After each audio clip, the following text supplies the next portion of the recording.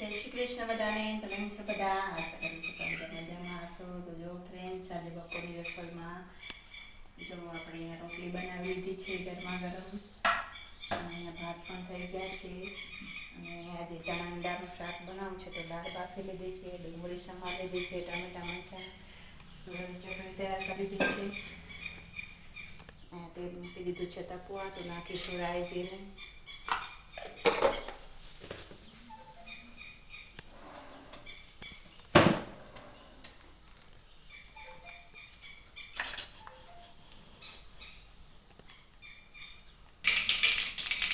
તો જો ફ્રેન્ડ્સ, અહીંયા રાઈ જીરું પકડી ગયા છે, નાખીશું હિંગ, મીઠો લીમડો અને ડુંગળી સમારી છે તે નાખી દઈશું. આપણે ડુંગળીને આપણે બરાબર સાંતળી લઈશું, જેથી કરીને ડુંગળીમાં જે કચાશ હોય એ નીકળી જાય.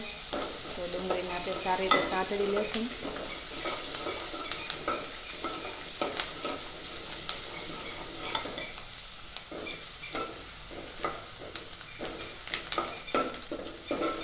ડુંગળીને બહુ જરાક છે એટલે બહુ વાર નહીં લાગે ડુંગળી સાંતળાતા.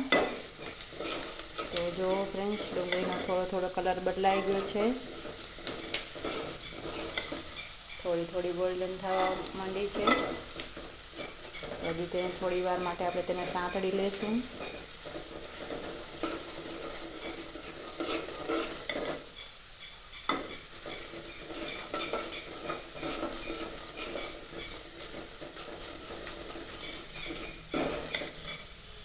હવે આપણે નાખીશું ટામેટા મરચાં.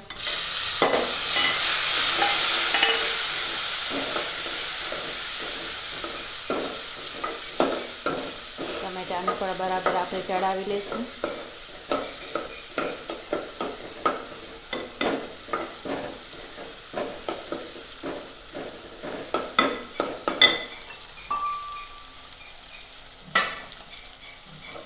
થોડા ટમેટા ચડી ગયા છે. હવે આપણે નાખીશું ચટણી. લસણ છે, આદું છે અને સૂકા મસાલા છે, તો તેને પણ આપણે બરાબર તેલમાં સાંતળી લઈશું, જેથી કરીને લસણ છે તે તેલમાં બરાબર સાંતળાઈ જાય અને મસાલા પણ સારી રીતે ચડી જાય. તો જો ફ્રેન્ડ્સ, હવે મસાલામાંથી તેલ છૂટું પડવા માંડ્યું છે, તો એનો અર્થ એ થયો કે આ બરાબર સાંતળાઈ ગયું છે. તો હવે આપણે નાખીશું ચણાની દાળ બાફી લીધી છે તે.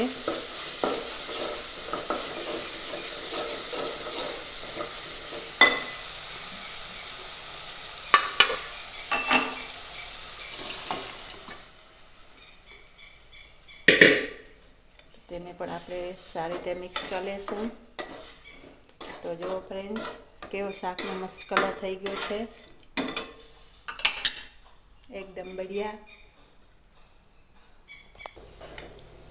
તો ફ્રેન્ડ્સ, હવે આપણે પાણીને બધું નાખી દીધું છે. તો ચણાની દાળનું શાક છે, તો ભાત ને રોટલી છે એટલે રસાવાળું શાક તો આપણે જોઈશે, એટલે આપણે થોડી વાર માટે તેને 5 મિનિટ ચડવા દઈશું. તો જો ફ્રેન્ડ્સ, અહીંયા આપણું ચણાની દાળનું શાક તૈયાર થઈ ગયું છે. અહીંયા ભાત પણ રેડી છે અને અહીંયા ગરમા ગરમ રોટલી પણ તૈયાર છે. તો ફ્રેન્ડ્સ, આશા કરું છું કે તમને મારો વિડીયો પસંદ આવ્યો હશે. તો પ્લીઝ મારી ચેનલ નવા હો તો લાઈક, શેર અને સબસ્ક્રાઈબ કરવાનું ભૂલતા નહીં. જય શ્રી કૃષ્ણ.